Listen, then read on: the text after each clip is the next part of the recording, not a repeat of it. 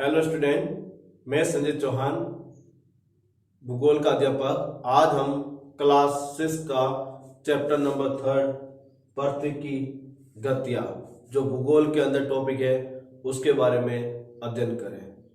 हमने दो टॉपिक पहले पढ़ चुके हैं क्लास 6 के, एक सौरमंडल में पृथ्वी, दूसरा अक्षांश देशांतर।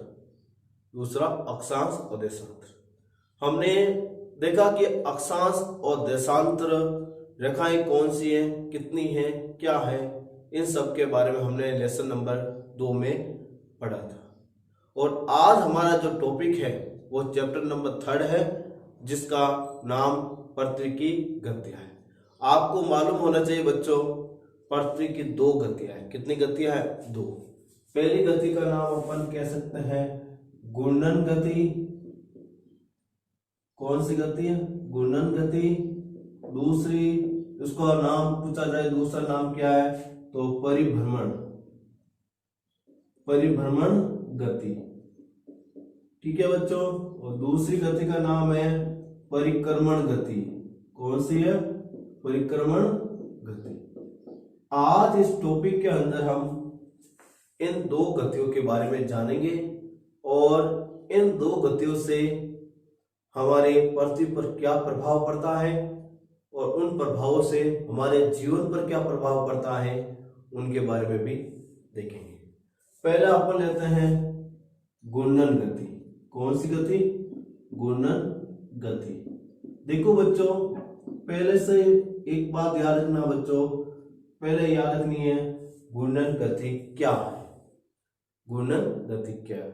यदि आपसे इसकी परिभाषा पूछे तो सीधी सी परिभाषा देना है कि पृथ्वी अपने अक्ष पर पश्चिम से पूर्व की ओर जो चक्कर लगाती है, उस गति को अपन क्या कहता है? घूर्णन गति। जैसे ये हमारी पृथ्वी है और ये जिसमें पेन घुमा रहा हूं पश्चिम से पूर्व की तरफ, ये हमारा हिस्सा कौन सा है? पश्चिम। और ये कौन सा? पूर्व। ये मेरा पश्चिम से पूर्व की ओर क्या कर रहा हूं? घुमा रहा। तो ये गति कौन सी हुई बच्चों? घूर्णन गति। तो हमेशा याद रखना, पृथ्वी जब अपने अक्ष पर पश्चिम से पूर्व की ओर जब चक्कर लगाती है, उस गति को क्या कहते हैं? घूर्णन गति। और आपको मालूम ही है बच्चों, ये गति कितने घंटों में पूरी होती है? 24 घंटों में। क्या कितने घंटों में? 24 घंटों में ये गति पूरी होती है। और उसी 24 घंटों के अंदर दो अवस्था आती है। एक अवस्था आती है दिन की और दूसरी आती है रात की। कौन सी आती है? दिन की और रात की। अब दिन और रात कैसे बनते हैं वो देखिए। हम आपको बता देते हैं बच्चों, पृथ्वी अपने अक्ष पर जब चक्कर लगाती है तो पृथ्वी 360 डिग्री घूमती है। कितने डिग्री घूमती है? 360 डिग्री घूमती। लेकिन पृथ्वी 360 डिग्री घूमती जरूर है, लेकिन सूर्य के सम्मुख सिर्फ 180 डिग्री का ही भाग रहता है। लगभग कितने डिग्री का भाग रहता है? 180 डिग्री का भाग रहता है। अब हमने देखो ये ग्लोब बना लिया है और ये हमने क्या बनाया? सूर्य। और ये हमारे क्या है? पृथ्वी।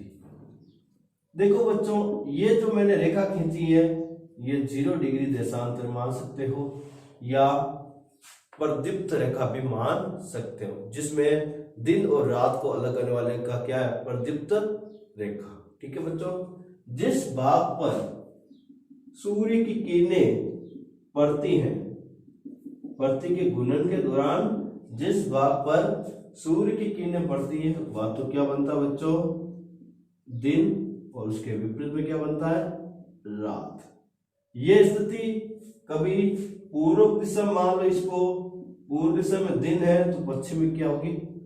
रात होगी। वापस ये इस साइड आ जाएगा, ये इस साइड आ जाएगा। इस तरह पृथ्वी के ऊपर 24 घंटे के अंदर अवस्था बनती है, दिन और रात। ठीक है बच्चों।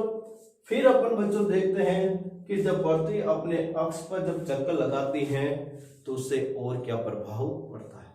देखो, जब पृथ्वी अपने अक्ष पर चक्कर लगाती है, उस समय जो पवन है उनकी दिशा में भी परिवर्तन होता है। पवनों की दिशा में क्या होता है? परिवर्तन होता है। आपको पता ही है पृथ्वी के दो गोलार्ध हैं। ये हो गया हमारा उत्तरी गोलार्ध,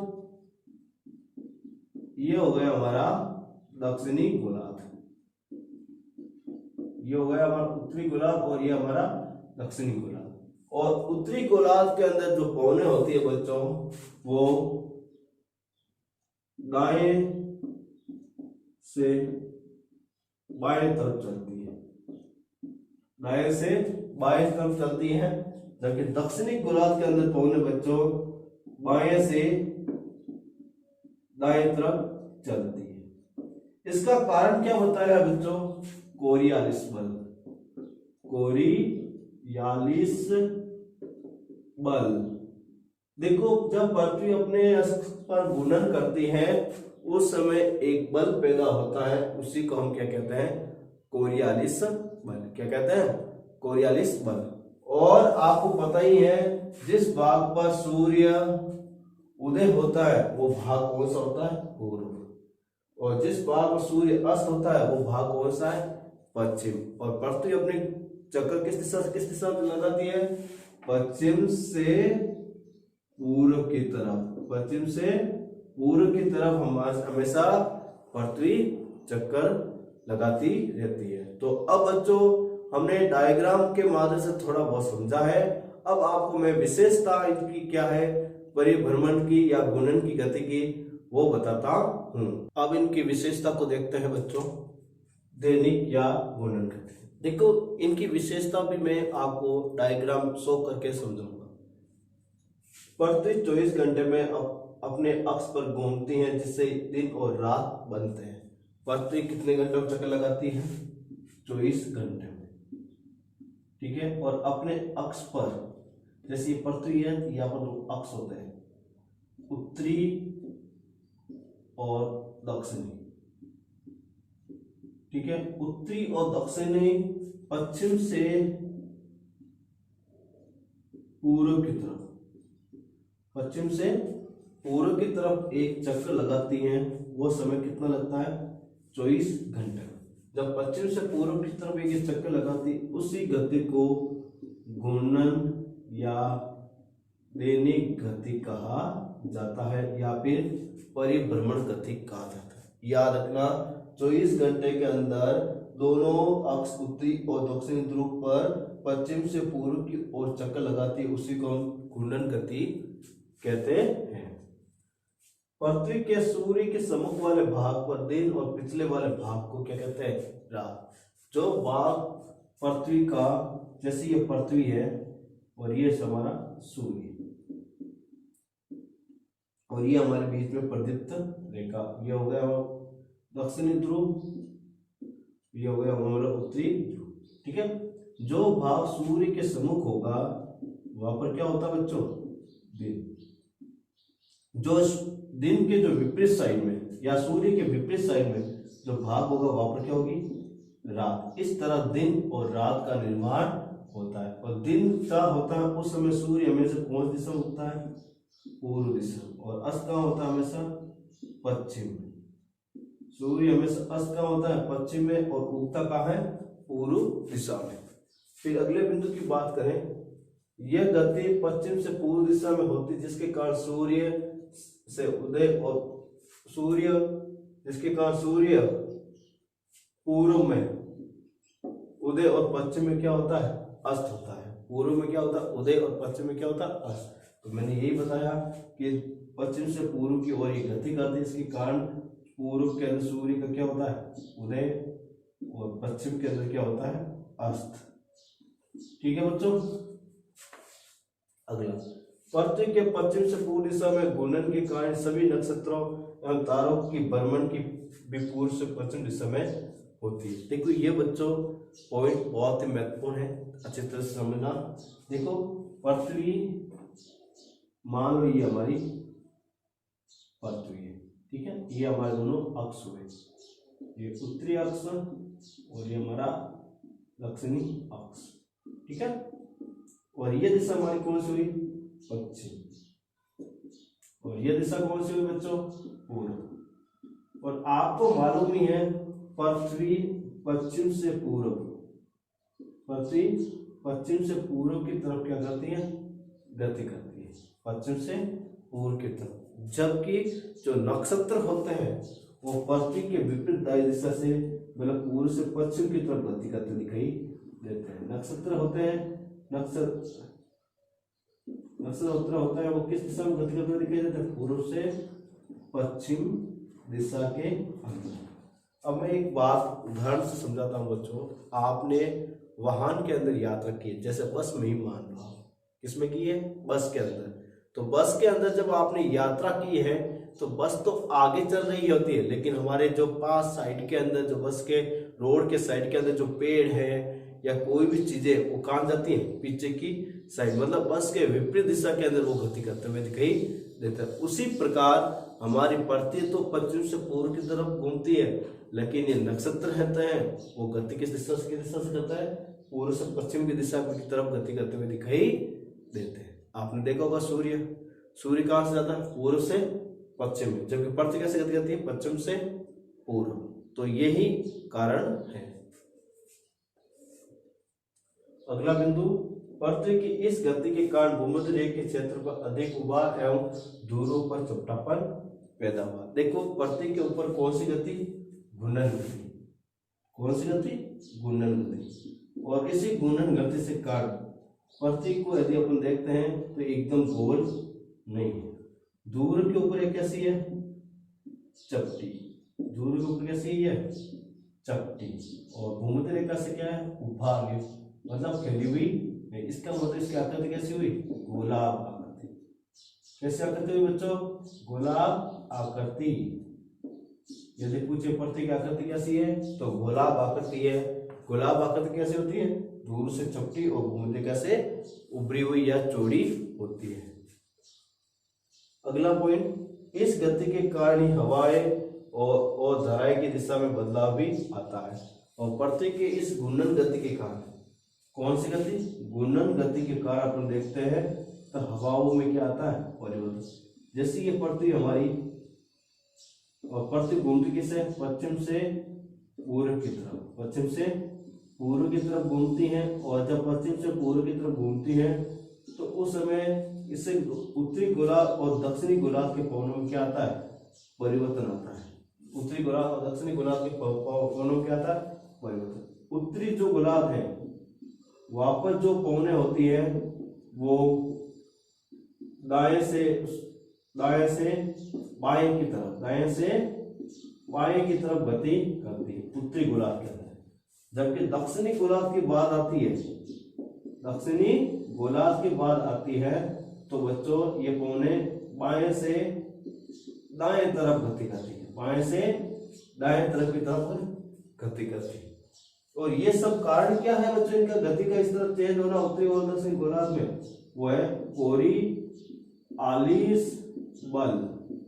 कौन सा बल है बच्चों? कोरियोलिस बल। इसी कोरियोलिस बल के कारण उत्तरी गोलार्ध में पवनें दाएं से बाएं तरफ और दक्षिणी गोलार्ध में पवनें बाएं से दाएं तरफ गति करती हैं। फिर अपने अगले बिंदु को अपन लेते हैं। दैनिक गति के या परिभ्रमण गति के कारण भूमध्य रेखा पर सर्वाधिक गति 1600 किलोमीटर पर आवर। भूमध्य रेखा पर गति कितनी होती है? 1600 किलोमीटर पर आवर। और 45 डिग्री के ऊपर आते हैं, चाहे वो उत्तरी और दक्षिणी अक्षांश पर हो, ये गति कम हो जाती है। कितनी हो जाती है? 1120 किलोमीटर पर आवर से होते हुए दूरों पर जाकर ये गति लगभग कितनी हो जाती है? शून्य हो जाती है। कितनी हो जाती है? शून्य, मतलब जीरो हो जाती है। देखो बच्चों इसमें क्या कह रहा है, बहुत अच्छी बात बताई इसमें। ये हमारी हुई पृथ्वी, ठीक है बच्चों। और पृथ्वी के बीच में ये रेखा कौन सी हुई? भूमध्य रेखा। कौन सी हुई बच्चों? भूमध्य रेखा।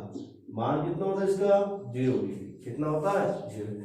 यहाँ पर यदि पृथ्वी की घूर्णन गति देखे जाए तो सर्वाधिक है। क्या है? सर्वाधिक है। कितने kilometre per hour? 1600 kilometre per hour है।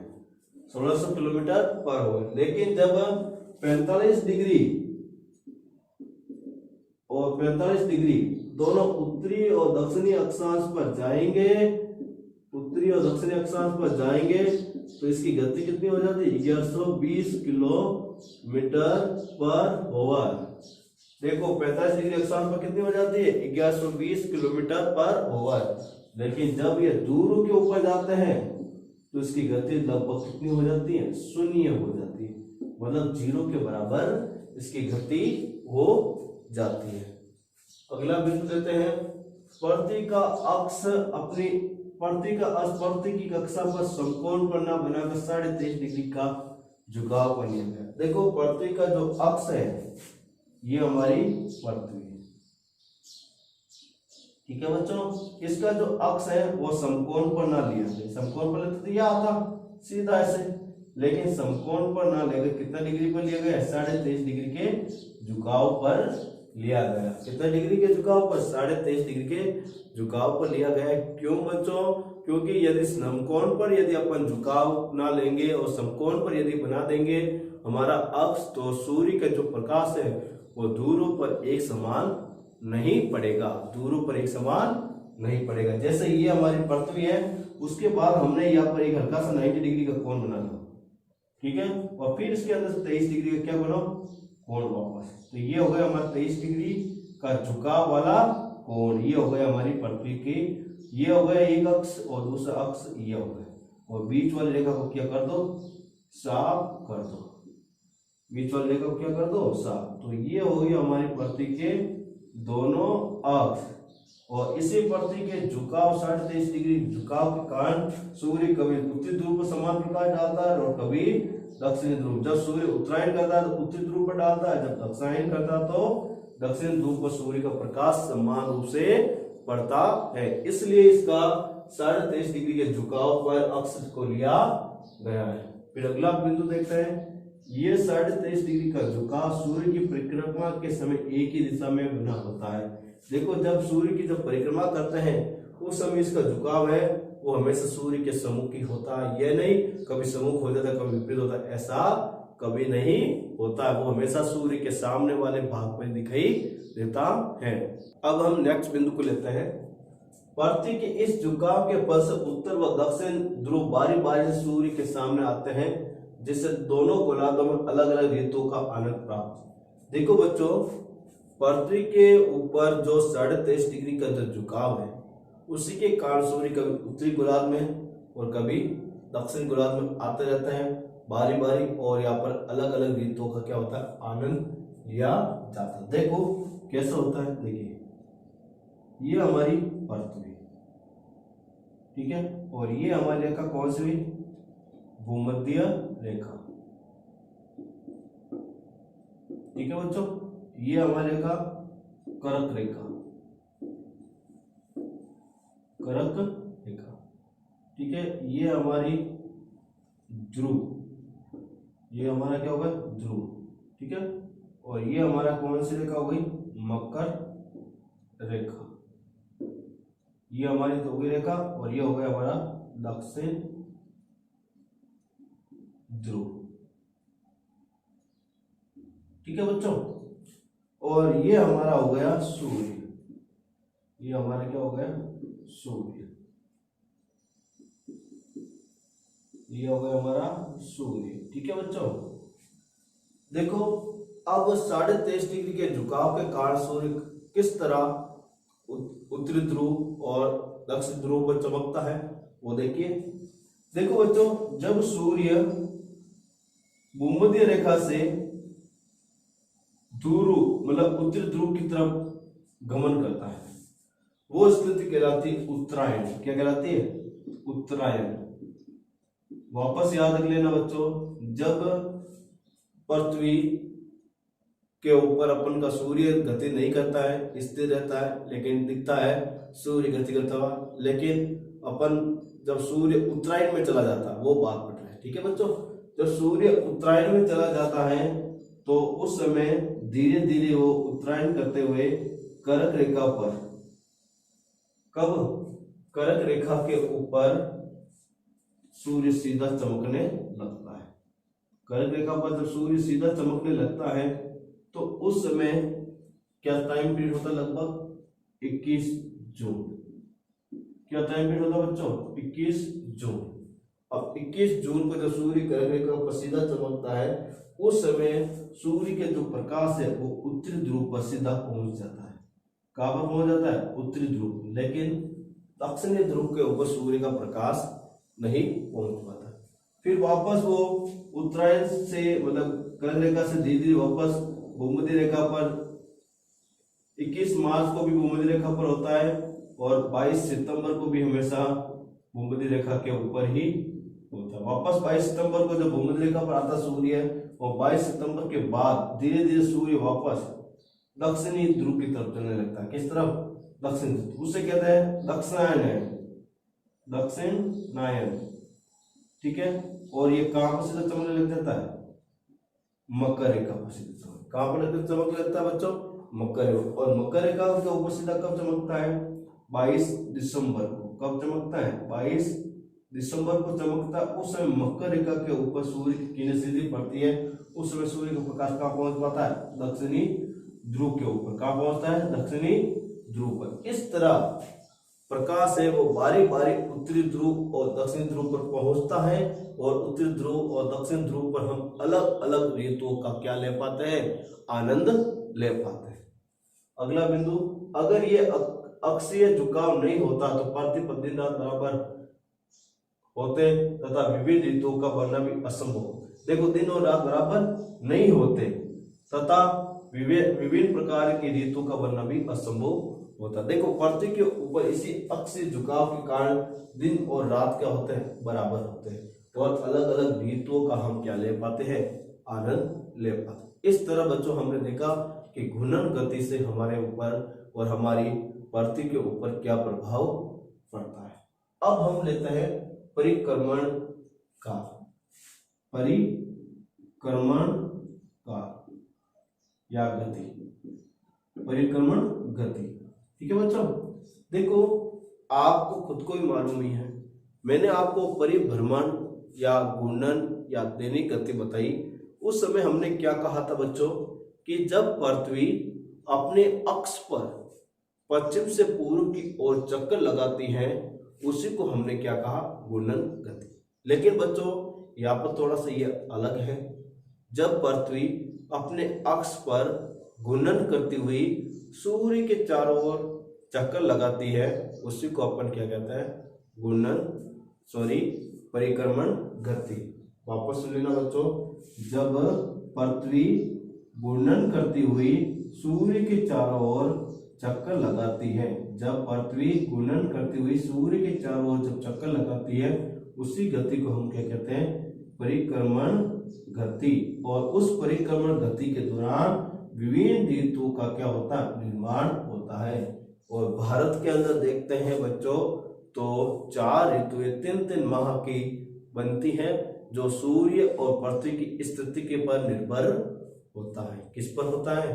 सूर्य और पृथ्वी की स्थिति पर। उसी के आधार पर हमने ऋतुएं बनाई हुई एक डायग्राम लेकर आए हैं आपके सामने, जिसमें के माध्यम से हम समझाएंगे कि किस तरह सूर्य और पृथ्वी की स्थिति के आधार पर यह अलग अलग ऋतुओं का क्या होता है? निर्माण होता है। सबसे पहले अपन लेते हैं ग्रीष्म संक्रांति, जिसमें गर्मी के मौसम की ऋतु आती है। जब सूर्य कहां पर सीधा चमकता है? कर्क रेखा के ऊपर। कहां पर चमकता सीधा? कर्क रेखा के ऊपर। और स्थिति कौन सी हो जाती है? उत्तरायण। कौन सी स्थिति हो जाती है? उत्तरायण स्थिति हो जाती है। उस समय सूर्य जब कर्क रेखा पर चमकता है वो तारीख क्या होती है? 20 से 22 जून, मतलब लगभग 21 जून मानी जाती है। और उस समय जो ऋतु बनती है वो ग्रीष्म संक्रांति कहलाती है। फिर जून, जुलाई, अगस्त, जुलाई और अगस्त, ठीक है, और सितंबर आ गया। कितना आ गया? सितंबर। तो 21 जून से लेकर 21 सितंबर तक सूर्य वापस कहां पहुंच जाता है? भूमध्य रेखा के ऊपर। कहां पहुंचता है? भूमध्य रेखा के ऊपर। भूमध्य रेखा पर सूर्य कब पहुंचता है? 21 जून को। और जब ये भूमध्य रेखा पर सूर्य वापस चमकता है उस समय एक ऋतु होती है, उस ऋतु को कहते हैं शारद ऋतु। क्या कहते हैं? शारद ऋतु, जिसे शारद विषुव भी कहा जाता है। अब एक शब्द आया बच्चों, विषुव क्या है? जब सूर्य विषुव रेखा पर सीधा चमकता है उस स्थिति को क्या कहा जाता? विषुव। क्या कहा जाता? विषुव। ठीक है बच्चों। फिर आपने देखा होगा कि डायग्राम के अनुसार जब 21 सितंबर बाद में 21 अक्टूबर, ठीक है, फिर 21 अक्टूबर के बाद 21 नवंबर और फिर 21 दिसंबर, ठीक है, करीबन 21 से 23 दिसंबर आ गए। क्या आ गए? 21 से 23 दिसंबर। 21 से 23 दिसंबर को जब सूर्य वापस कहां चमकता है? मकर रेखा। कहां पर चमकता है? मकर रेखा के ऊपर। जब मकर रेखा के ऊपर चमकता है बच्चों, उस समय दक्षिणी गोलार्ध में गर्मी की ऋतु होती है और उत्तरी गोलार्ध में सर्दी की ऋतु होती है। कौन सी होती है? सर्दी की ऋतु। और उस समय एक अलग स्थिति का निर्माण होता है, वो कहलाता है उत्तरी गोलार्ध की शीत संक्रांति। क्या कहलाती है? शीत संक्रांति। फिर अपन वापस देखते हैं, दिसंबर हो गए, 21 दिसंबर, 21 जनवरी, 21 फरवरी और फिर 21 मार्च। दिसंबर, जनवरी, फरवरी और मार्च। वापस 3 महीने के बाद सूर्य वापस कहां पर चमकने लगता है? विषुवत रेखा पर। कहां चमकने लगता है? विषुवत रेखा पर, जो दक्षिणायन से होकर वापस कहां चला जाता है? भूमध्य रेखा पर। जब इस पर चमकता है उस समय हमारी जो ऋतु बनती है वो बनती है वसंत विषु, जिसमें पौधे अपने पत्तियां गिराना शुरू करते हैं। क्या ऋतु होती है? वसंत विषु। इस तरह प्रति अपने परिक्रमण काल के दौरान अलग अलग ऋतुओं का निर्माण करती है। एक बार मैं पुनः वापस रिपीट कर देता हूं। अपन ने क्या लिया था? ये जून ग्रीष्म ऋतु से जब सूर्य 21 और 20 से 22 जून के बीच में जब कर्क रेखा पर चमकता है, उस समय सूर्य की स्थिति कौन सी होती है? उत्तरायण होती है। और उत्तरायण स्थिति के कारण भूमध्य रेखा से उत्तरी गोलार्ध में ग्रीष्म ऋतु होती है और दक्षिणी गोलार्ध में कौन सी होती है? शीत ऋतु। फिर 3 माह बाद में वो कहां चला जाता है? पृथ्वी 23 से 23 सितंबर को जब सूर्य भूमध्य रेखा पर चमकता है, उस समय कौन सी ऋतु होती है? शरद ऋतु। फिर अगले 3 माह के ऊपर जाते हैं तो सूर्य कहां चमकता है? मकर रेखा के ऊपर। जब मकर रेखा के ऊपर चमकता है उस समय जो स्थिति में शीत संक्रांति का निर्माण होता है। और उत्तरी गोलार्ध में तो शीत संक्रांति होती है बच्चों, लेकिन दक्षिणी गोलार्ध में कौन सी होती है? ग्रीष्म ऋतु होती है। फिर वापस अपन 20 से 21 मार्च में जब सूर्य भूमध्य रेखा वापस चमकता है, उस समय कौन सी ऋतु होती है? वसंत ऋतु आती है। तो हमने देखा क्या बच्चों कि पृथ्वी के परिक्रमण काल के दौरान ही अलग अलग ऋतु का क्या होता है? निर्माण होता है, जो हमारे जीवन और हमारे जो कार्य पद्धति है उसको क्या करता है? प्रभावित करता है। आपने देखा होगा कि भारत के अंदर जो भारतीय कैलेंडर के अनुसार देखें तो हर 3 माह बाद एक नई ऋतु का निर्माण होता है, जबकि विश्व कैलेंडर के अनुसार देखते हैं तो 3 प्रमुख ऋतु का उल्लेख मिलता है, जैसे सर्दी, गर्मी और वर्षा। लेकिन भारतीय ऋतु के अनुसार अपन देखते हैं, अपन ग्रीष्म संक्रांति, शरद विषु, शीत संक्रांति और बसंत विषु, इस तरह 4 ऋतु का नामकरण या 4 ऋतुआं आती हैं। हम जो अगला वीडियो होगा उसके अंदर पृथ्वी की जो परिक्रमण गति है उसके बारे में और से जो महत्वपूर्ण बिंदु है उसके बारे में अध्ययन करेंगे और उनके डायग्राम के माध्यम से समझाने की कोशिश करेंगे। इसके साथ में हम विषु स्थिति को भी देखेंगे, उत्तर अयनाक और दक्षिणी अयनाक ऐसी स्थिति के बारे में भी निर्धारण करेंगे और उसकी स्थिति को भी हम डायग्राम के माध्यम से आपको समझाने की कोशिश करेंगे। थैंक यू, धन्यवाद।